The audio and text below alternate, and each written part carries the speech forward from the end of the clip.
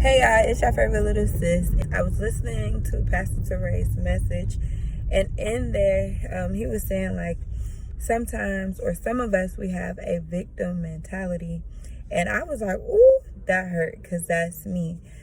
So much has happened in my life where, yes, I was the victim, but then it became my identity, right? So I used to always manipulate and use that but you hurt me, so therefore I can't move. So I wanted to say to all the people who have like this victim mentality,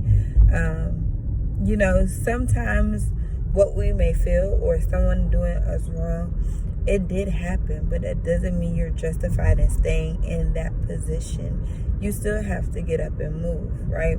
So I'll give an example. I wrote a book almost a year and a half, maybe 2 years ago, and I paid someone to illustrate my book. I paid them the full price of what they asked for. I paid them, and a year went by and they didn't illustrate my book, and I asked for my money back, and they didn't give me my money back, and they didn't illustrate my book.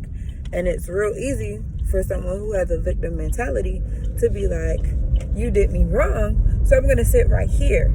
I'm not gonna move. You did me wrong.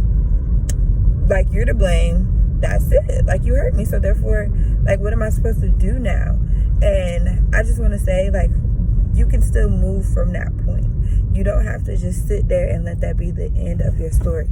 Yes, somebody hurt you, but get up and move. God gave you more resources to still do what he called you to do. So when it comes to this book, I'm not going to sit here and be stuck. Okay, now I'm going to find me a new illustrator. And I prayed about what I lost, and I was like, okay, God, I'm not going to ask for it anymore. Because I also heard that. I was like, it just seemed like God was like, stop asking for it. I'm going to give it to you a different way, and it's going to be 10 times better than what you lost. You learned that lesson. It's fine. Keep moving. And so I hope I can say that as encouragement for all of the people that have a victim-like mentality. Don't get stuck there, okay? God will give you another way to get it done, and it's okay. Yes, they did you wrong. Learn from it. Don't do that ever again, but don't get stuck in, but they did me wrong. Move on so you can still get the blessing and you can still do what God called you to do, because what you have to do still has a time clock on it. You still have to do it in God's perfect timing. So you still have to move. You still can't miss your mark.